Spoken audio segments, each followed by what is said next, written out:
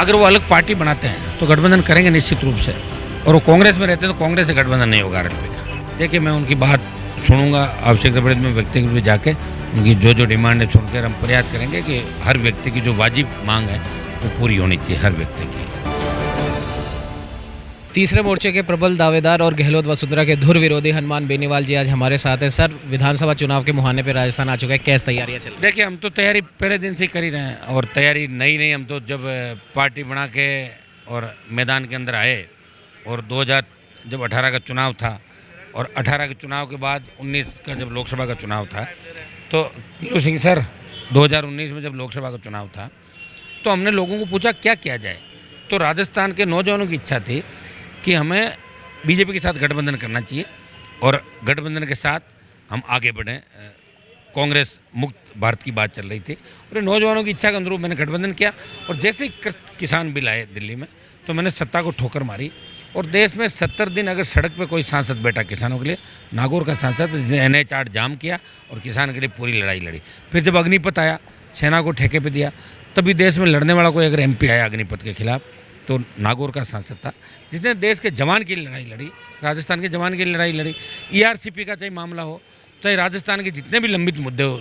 दिल्ली के अंदर, उन सब की अगर पैरोकारी किसी ने करी, बढ़ते अपराध, भ्रष्टाचार की बात अगर लोकसभा के अंदर पुरजोर तरीके से किसी व्यक्ति ने उठाई, तो नागौर के सांसद ने, RLP ने वहाँ मामले उठाए, बीजेपी के खिलाफ लड़ाई लड़ी दिल्ली में,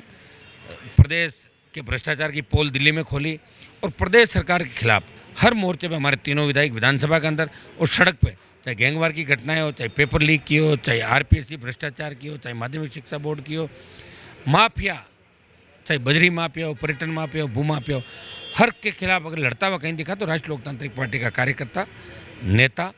विधायक और सांसद सड़क से लेकर सदन तक इस राजस्थान को बचाने के लिए लड़ते रहे। RLP की क्या कुछ तैयारी रहेंगी, कब समितियां बनेंगी? पूरी तैयारी हमारी, और गठबंधन में अगर दल आते हैं तो हमने आपको कह दिया कि 80 लाख वोट जो पिछली बार आए थे वो वोट 1.5 करोड़ से 2 करोड़ की ओर जा सकते हैं। और अगर गठबंधन नहीं भी होता है तो भी RLP मजबूती के साथ चुनाव लड़ेगी, क्योंकि हमने चुनाव पिछली बार लड़ा है, और हमारे पास जो सबसे बड़ी ताकत है वो देश राजस्थान के जवानों की ताकत है। जवान, हर क्रांति का नायक जवान था, और जवानों ने ठान लिया कि हमें कांग्रेस को घर बिठाना है और भाजपा को ही घर बिठाना है, बैठे बैठे राज नहीं देंगे। इसलिए राष्ट्रीय लोकतांत्रिक पार्टी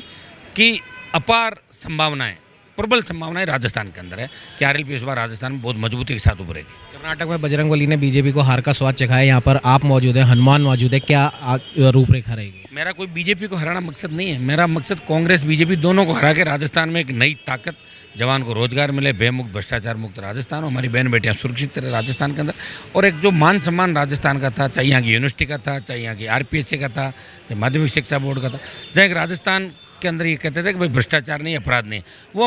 वो राजस्थान हम वापस चाहते हैं कि गैंगवार की घटनाएं बंद हो, ये जातिवाद का जहर जो राजस्थान में घोला ये खत्म हो, और भ्रष्टाचार पे अंकुश लगे। दोनों सरकारों ने जो भ्रष्टाचार किया उन भ्रष्टाचारियों को सलाखों के पीछे डाले, ये RLP का मेन एजेंडा रहेगा राजस्थान। पायलट साहब का स्वागत करेंगे अगर आते हैं तो? अगर वो अलग पार्टी बनाते हैं तो गठबंधन करेंगे निश्चित रूप से, और वो कांग्रेस में रहते हैं तो कांग्रेस से गठबंधन नहीं होगा RLP का। पिछले करीब 1 महीने से, 1 या 2 महीने से हम कह सकते हैं, शिप्रा पथ पे मंत्रालय कर्मचारी अपनी विभिन्न मांगों को लेकर धरने पर बैठे हैं। 5 साथी वो गवा चुके हैं, एक साथी ब्रेन हेमरेज से पीड़ित अस्पताल में पड़ा है, और मुख्यमंत्री अपने जननायक से वो गुहार लगा रहे हैं, क्या कहना चाहेंगे? देखिए, मैं उनकी बात सुनूंगा, आवश्यकता पड़े मैं व्यक्तिगत रूप में जाके उनकी जो डिमांड है सुनकर हम प्रयास करेंगे कि हर व्यक्ति की जो वाजिब मांग है वो पूरी होनी चाहिए, हर व्यक्ति की।